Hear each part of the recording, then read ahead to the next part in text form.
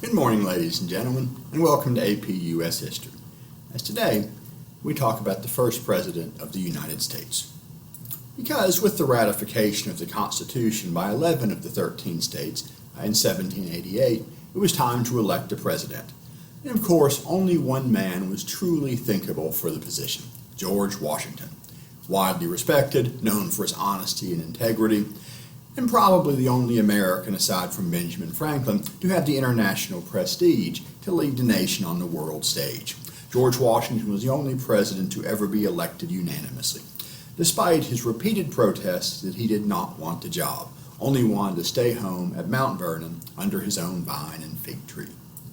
Nonetheless, Washington was inaugurated April 30th, 1789 in New York City. Congress had been meeting in New York since 1785 and would continue to do so until 1791, when they returned to Philadelphia, awaiting the selection and construction of a permanent national capital. Now, there was some debate over what to call Washington. After all, there had never been a single executive over a republic of such size in the history of the world. People wondered if they ought to call the president Your Majesty, Your Excellency, or Your Highness, like a European ruler, or if something else would be more appropriate. Indeed, the president was often referred to as Your Excellency, up through and even past the American Civil War. And Washington was often called Your Excellency, although he insisted he preferred Mr. President. Although privately he really liked it best if he were called General.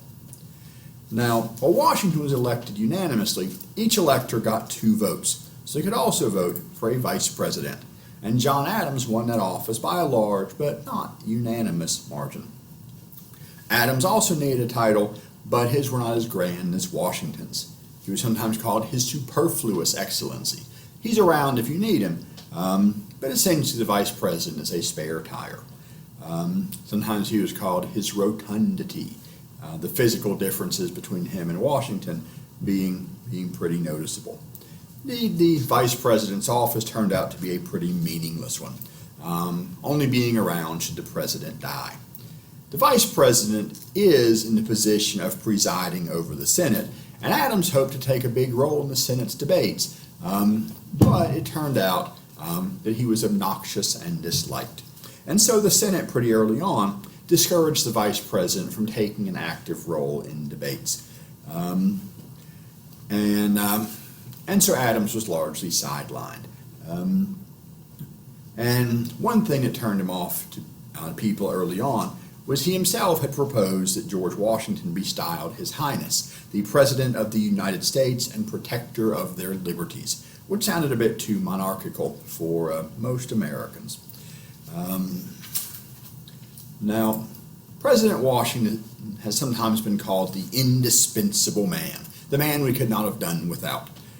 And that is because, in part, he, and probably only he, had the prestige to set the precedents that in many ways defined the executive branch. In the Constitution, somewhat vague on what the president does.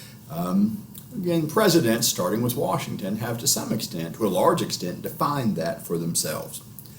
One of his earliest and most important actions was to create the cabinet.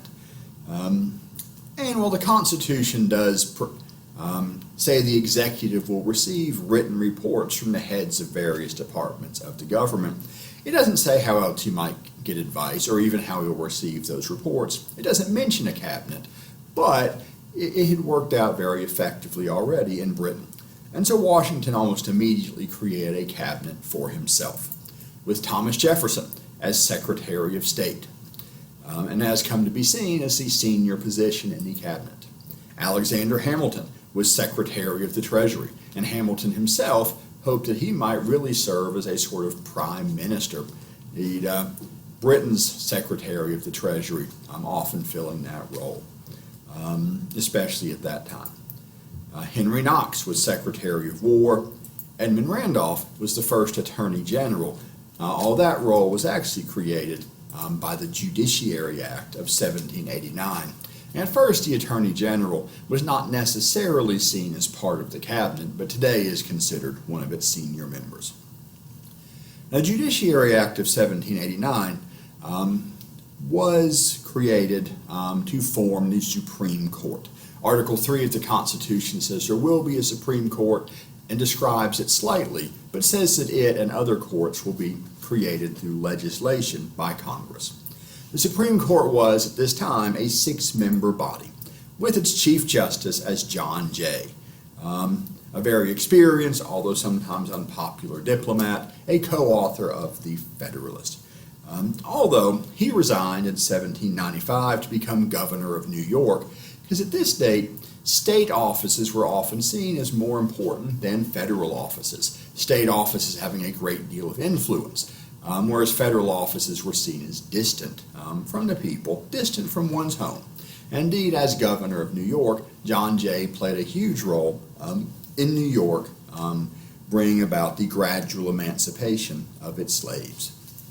The Judiciary Act also established federal district and circuit courts, and Supreme Court judges also had to ride the circuit to serve as judges on district and circuit courts. And the Office of Attorney General was also created by that act. And while almost all the Founding Fathers claimed to hate political factions and political parties, the fact is they almost immediately split into 2 political parties. One of those parties retained the name of Federalists. Although they're not entirely the same Federalists who supported the Constitution, one of the most prominent members of those Federalists eventually becoming a leading opponent of the party that called themselves the Federalists. And the opponents of the Federalists, the political party, are known by historians looking back by a wide variety of names. And for one reason, because they never were organized exactly like a modern political party. These parties were more like factions and often bickered very bitterly within their ranks as well as between them. Now, the opponents of the Federalists are sometimes called the Democrats because they claim to sympathize with the common man.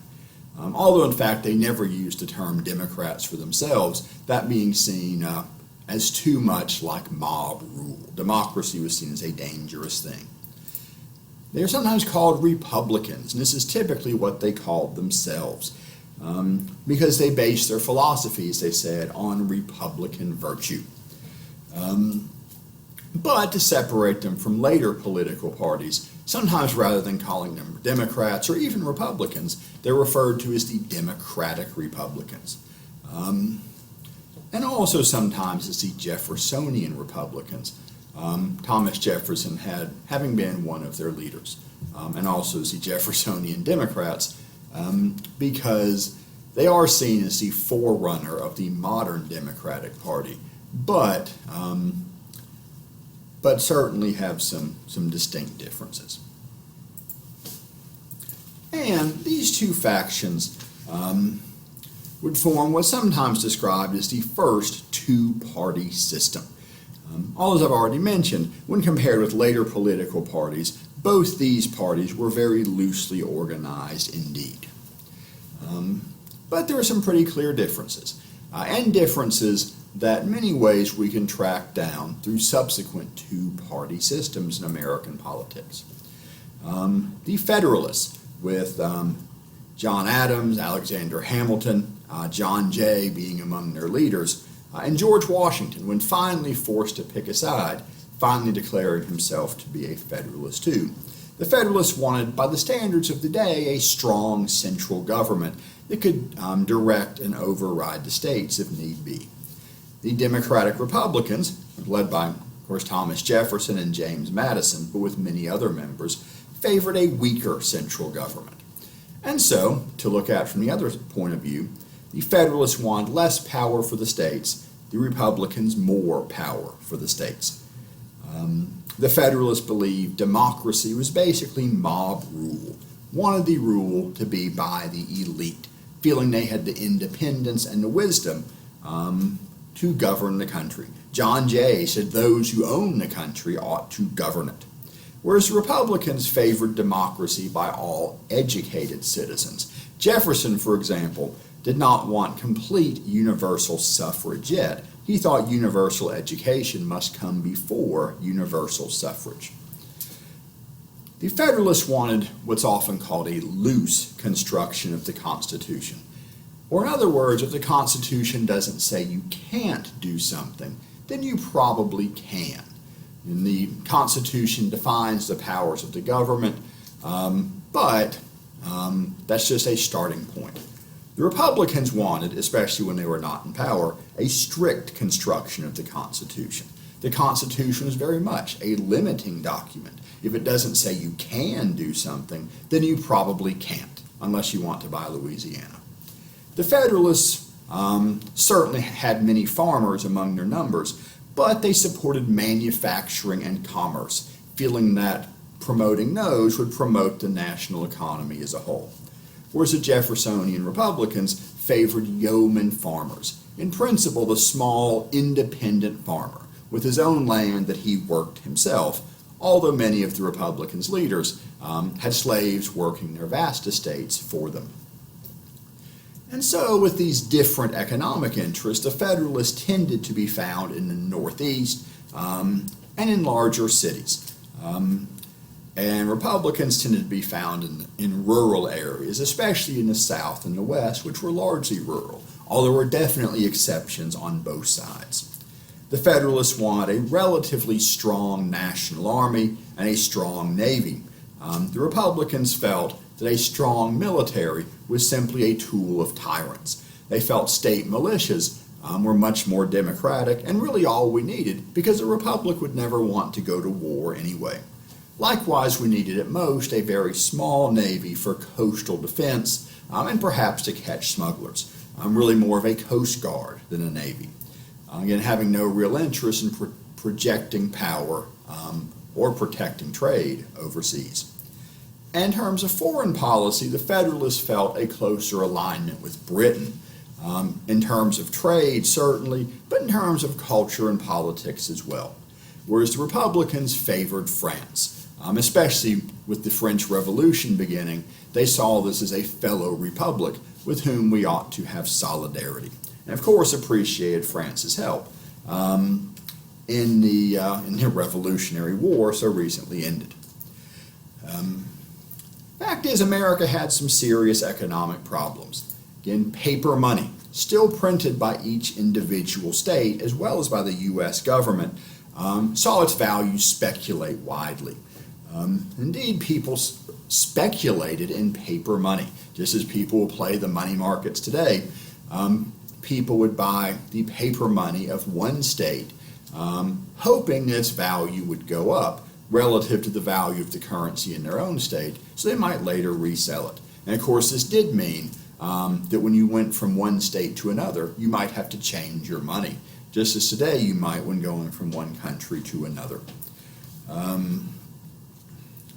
And it did seem that in many cases, in paper money and especially in bonds, IOUs from state and national governments, that it was the wealthy who tended to buy up this paper money and especially government bonds in hopes it would appreciate in value. The wealthy being the kind who could spare a little bit of silver to buy these things at much less than face value and hold on to them. Many people were happy to swap them for some silver rather than hold on to paper whose value seemed to continually decline. Indeed, one of the first great debates in the country and one of the main things to split the two early parties was a debate over Alexander Hamilton's plans for the new nation. He proposed, in short, and we'll come back to most of these in more detail, paying off the national debt at face value and also assuming the state's debts by the federal government. This would improve America's credit both at home and abroad. He wanted a tariff on imports and subsidies on manufactured goods to promote American manufacturing. He supported excise taxes on certain American products to raise money for the government. And he wanted to create a national bank, not unlike the Bank of England. Indeed, seeing himself, as I've already mentioned, as a sort of prime minister. And almost every part of this plan created friction with the Republicans. In his insistence on paying off the national debt at face value was controversial. From Hamilton's point of view, this would make the United States trustworthy so that we could get more loans from foreign governments or domestic or foreign investors if we needed to. And so people would be willing to trade and do business with America and Americans. Furthermore, a moderate national debt, he thought, would be a good thing because it would ensure that the wealthy and powerful to whom the government owed money would support the government to make sure their money was paid back with interest. But others disagreed. Full repayment would be a huge financial burden for the United States. And the people to whom the government owed money were, for the most part, the wealthy, for whom many poor farmers did not have much sympathy. And wealthy commercial interests, not so much wealthy plantation owners, whose money went into land and slaves, not bonds for the most part. Indeed, because government bonds had depreciated so much, many people who did hold them had already sold them off at 10 or 15 cents on the dollar to wealthy speculators. And so if those bonds were paid off, people who'd sold them cheaply would feel cheated again by the speculators and the government. So it's not going to be veterans or farmers or others who benefit, again, wealthy men who bought the bonds up cheap. Indeed, some rushed west to buy these bonds up cheap from frontier farmers when they heard about Hamilton's plans, which today we might consider insider trading. Hamilton also wanted to assume or pay off the state debts by the federal government, and this was the real crisis. And Hamilton believed this would put the states and the people in a position where they had to support the federal government because it was paying off their debts, and would improve the states' credit so they could borrow more if they needed to. Problem was, some states, mostly in the north, Massachusetts being a big example, still had large debts, whereas other states, particularly in the south, notably very influential Virginia, had been more responsible and paid off most of their debts, and didn't see why now their taxes would have to go to pay off Massachusetts' debts as well when the U.S. government took them on. This assumption debate was finally solved in what's called the Compromise of 1790, worked out in private, largely by Hamilton and Madison.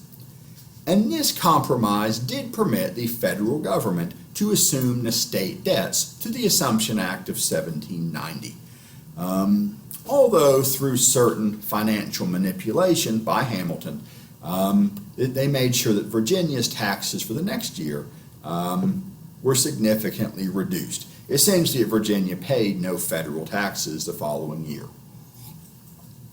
And as kind of a side note to this compromise, they also made a deal that slavery, which was a controversial topic, with the occasional Quaker even proposing be ended, would not be discussed at all in Congress, at least until 1808.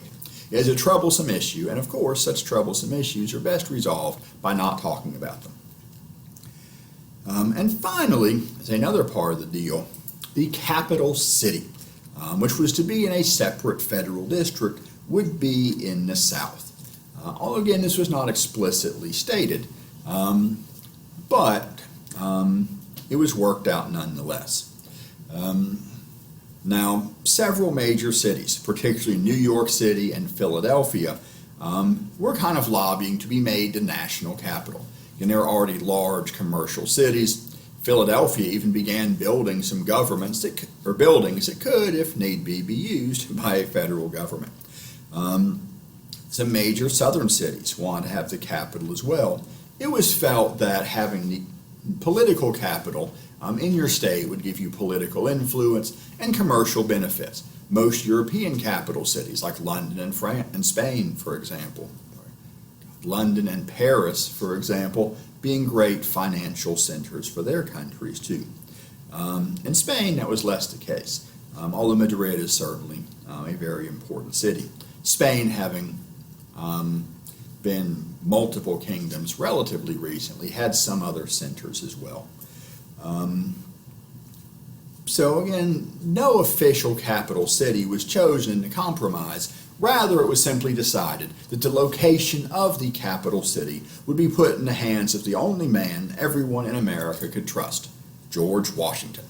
And he picked a site 10 miles from his house, away from Mount Vernon, Virginia, an area they called the District of Columbia, after Christopher Columbus, who was kind of coming to be seen as a symbol for America, as America searched for national symbols, in contrast to the old royal symbols that had defined us for so long. And Columbia, besides being named for Columbus, also came to be kind of a poetic or metaphorical symbol for the United States as a whole. And although Washington visited the District of Columbia frequently, the executive mansion, not yet called the White House, would not be ready for anyone to occupy until very late in the presidency of John Adams. So George Washington would be the only president never to live in the White House. So until then, the government mostly met in Philadelphia, or at least Congress did. The president continued to reside in New York City, even after Congress moved away. So with the debt safely, or hopefully safely, under control with the assumption of the state debts, the federal government now had $75 million to pay off, which in those days was a lot of money. But Hamilton believed he could do it. And so he turned to other things, indeed increasing the economy by promoting manufacturing, presenting in 1791 his report on manufactures, which proposed a system of bounties and subsidies for American manufacturers, in paying some manufacturers to produce some important products. Because up till now, America didn't have many industries, as developing industry had been discouraged by Britain, and we were pretty dependent on British manufacturing. He also wanted a tariff on imports, both to make money for the U.S. government and to discourage imports. And tariffs did have to be on imports. The Constitution prohibits tariffs on exports in the United States. Although some countries do create tariffs on exports, usually if they want to discourage the export of some important product. Indeed, the issue of the tariff, whether it should be a relatively high tariff to protect American industry, as Hamilton wanted, or a lower tariff just to raise a little bit of money to cover the government's expenses, which would probably be minimal, was favored by the Republicans. And that was one reason that many Southerners became Republicans. Southerners depended on imports and didn't see growing manufacturing helping a region without much manufacturing. Furthermore, Southerners depended not just on imports, but also on exports of tobacco and rice, and pretty soon, cotton as well. And worried that if America raised our tariffs, other countries, of course, would raise their tariffs too. In the end, the plan for subsidies was dropped, and a relatively mild tariff of 8% was imposed on imports. So Hamilton's going to need to raise money elsewhere and propose some excise taxes to fund the vast national debt and pay federal salaries. Excise taxes were internal taxes imposed on the production, sale, or consumption of a commodity or use of a service within a country. And there were several proposed excise taxes, but the most famous, the most infamous, was a tax on whiskey, a tax which would average out at 7 cents a gallon. Although it varied based on how much whiskey you produced, it fell more heavily on small producers and less on large producers, which seemed to some to be another example of Hamilton discriminating against small farmers, who found that whiskey was an easy way to distill the grain they produced and transport it. Much easier to transport a jug of whiskey than a bushel of corn or wheat. And finally, Hamilton wanted to create a national bank of the United States based on the Bank of England. This would be a private institution with the U.S. government as the main stockholder and depositor, but with others buying stock as well. And by putting the U.S. government's money in this bank, first it would keep our money secure, And it would stimulate the economy because that government money could then be used for loans to businessmen. Furthermore, the Bank of the United States could issue a paper money for the entire United States, backed by the federal government's deposits, creating a stable currency, which we badly needed. This was also very controversial. The United States Constitution does not mention a national bank. And so strict constructionists like Thomas Jefferson said this meant the government had no power to create one. Not only was it illegal to do so, but it infringed upon the rights of the states, which Jefferson believed were the highest level of government with the power to charter banks. Loose constructionists like Hamilton, on the other hand, pointed to the government's explicit right to collect taxes, its explicit right to regulate commerce and trade. And therefore, because Congress can collect money, it needs a place to put that money. It can regulate commerce, and the bank would be a good way to regulate commerce. And so it was simply necessary and proper to create a bank, that being the most efficient way to carry out those powers of Congress. And through the necessary and proper clause, or the elastic clause of the Constitution. A clause stretched far enough to fit the Bank of the United States through with a charter granted in 1791. In this split the country mostly on north-south lines, again with the commercial north favoring the bank, which was based in Philadelphia, the more rural south opposing it, although with some exceptions. Shares worth $10 million were sold, 1/5 were purchased by the U.S. government, the rest were purchased by the public in less than 2 hours, proving that at least in some places Hamilton's program was very popular. All these plans were meant to create a powerful, stable government, could manage the nation, keep it in good financial health, prevent civil disorder. But some people who disapproved of his plans did choose civil disorder as a way to oppose them. Now, in western Pennsylvania, in particular, farmers were outraged by the whiskey tax. As I've already mentioned, many made their living producing grain, but didn't have a good way to get it beyond their local market, again, unless it was distilled and shipped elsewhere. So for Western farmers, a tax averaging 7 cents a gallon was a pretty significant percentage of the price, whiskey at the time typically selling for around 50 cents a gallon. Again, this hurt backcountry farmers. Furthermore, it seemed like a deliberate attempt to protect the rum industry. Rum being favored in the Northeast, a lot of rum being produced in the Northeast, but the rum industry was suffering. When America was a set of British colonies, we were able to buy molasses cheaply from the British sugar colonies in the Caribbean, but once America became independent, the price of rum doubled in Boston from 1780 to 1790 to at least 70 cents a gallon, and people started drinking whiskey, which was cheaper. So again, many Western farmers also saw the whiskey tax meant to raise money to pay war debts and the salaries of government officials as the Stamp Act all over again. And so in 1794, whiskey polls, like the Liberty polls of old, were raised, county courts were disrupted, taxes went unpaid, tax officials were tarred and feathered as a whiskey rebellion broke out. Washington was alarmed. Hamilton was furious. They said, this is not like the stamp tax. This was passed by your elected representatives. And together, Washington and Hamilton raised an army of 13,000 men, which Washington led west to crush the rebels. The rebellion was quickly put down with almost no loss of life. The few rebel leaders actually arrested were soon pardoned. Not because Washington really liked them, but because he wanted to maintain good feelings within the country.